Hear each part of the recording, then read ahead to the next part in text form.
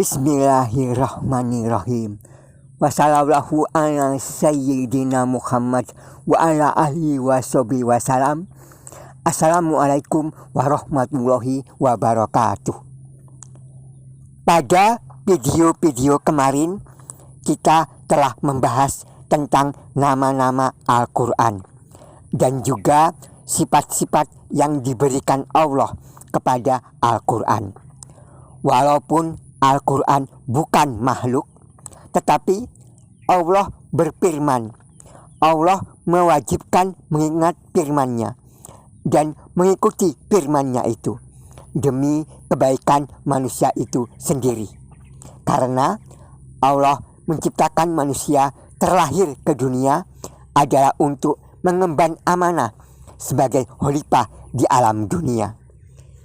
Firman Allah itulah yang semuanya terhimpun dalam Al-Quran. Lalu supaya manusia mau mempelajari, mengetahui dan menyadari bagaimana pentingnya membaca dan mempelajari Al-Quran, maka Allah memberikan kepada Al-Quran berbagai nama atau julukan dan sifat-sifatnya. Kita sudah membahas hal ini di video-video terdahulu. Adalah satu hal yang bagus dan merupakan prestasi bila kita berhasil menghafal Al-Quran. Tetapi ketahuilah, ada satu kalimat yang lebih utama diketahui daripada orang-orang yang hafal Al-Quran. Walaupun hafal Al-Qurannya semuanya, seluruhnya 30 juz sudah dihafal, tetapi apabila tidak membaca satu kalimat ini, ia masih bisa tergoda oleh setan, lalu menjadi orang yang baca Al-Quran karena ria, kepingin dikagumi sebagai qori-qori'ah terbaik, dapat pujian dan sanjungan manusia sebagai qori-qori'ah. Al-Qur'annya sebatas tenggorokan dan suara. Iblis tidak mau membaca satu kalimat sakti ini, satu kalimat yang lebih utama daripada orang yang hafal Al-Quran tapi tidak mau membaca kalimat ini dengan penuh kesadaran dan keikhlasan. Sekarang di akhir zaman kita melihat begitu banyak dibangun rumah Quran. Sejak masih anak-anak, masih kecil pun sudah mampu menghafal Al-Quran.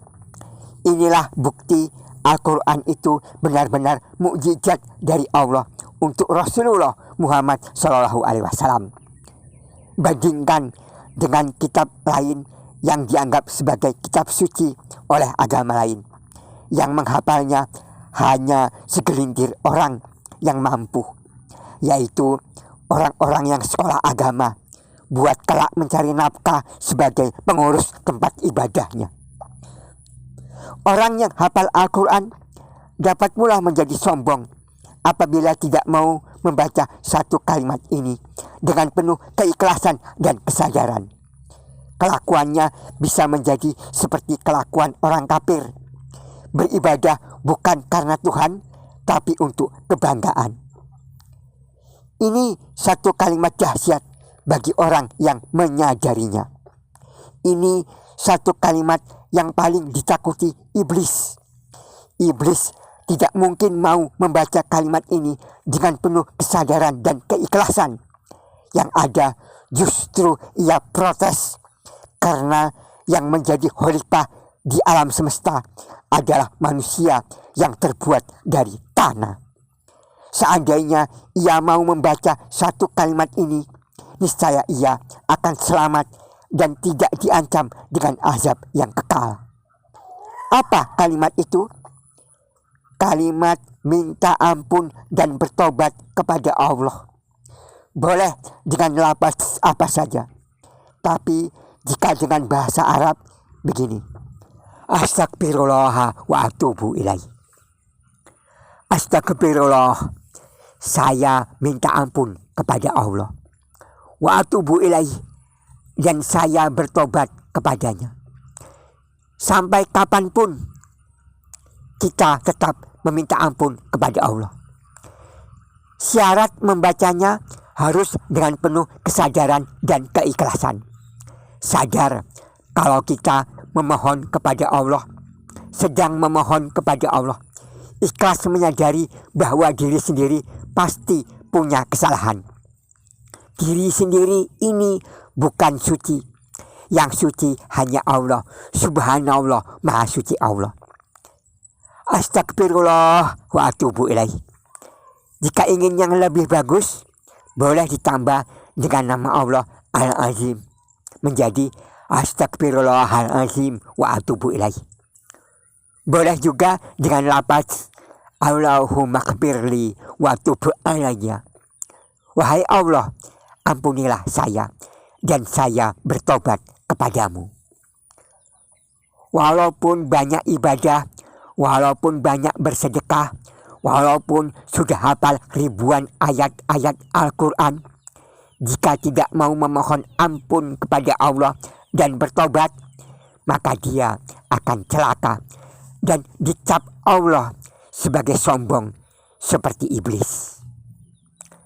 Nabi Muhammad SAW saja yang menjadi teladan bagi seluruh umat manusia dalam hal akhlakul karimah.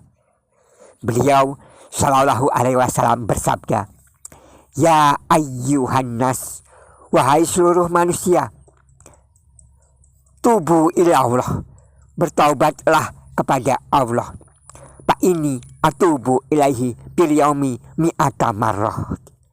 Sesungguhnya aku bertobat kepada Allah setiap hari 100 kali." Rasulullah Muhammad SAW orang yang maksum, senantiasa terjaga dari dosa sehingga tidak akan berbuat dosa. Tetapi bagi diri beliau, bagi Muhammad SAW, lupa kepada Allah, tidak mengingat Allah, teledor memikirkan dunia sehingga hati lalai tidak mengingat Allah, bagi beliau itu merupakan suatu dosa dan kesalahan. Sehingga beliau walaupun seorang Rasul, jelas-jelas seorang Nabi dan Rasul, beliau tetap bertaubat dalam sehari 100 kali atau 70 kali, tidak kurang. Maka betapa sombongnya orang yang tidak mau beristighfar dan bertaubat dengan penuh kesadaran dan keikhlasan, walaupun sudah hafal Al-Quran 30 juz. Assalamualaikum warahmatullahi wabarakatuh.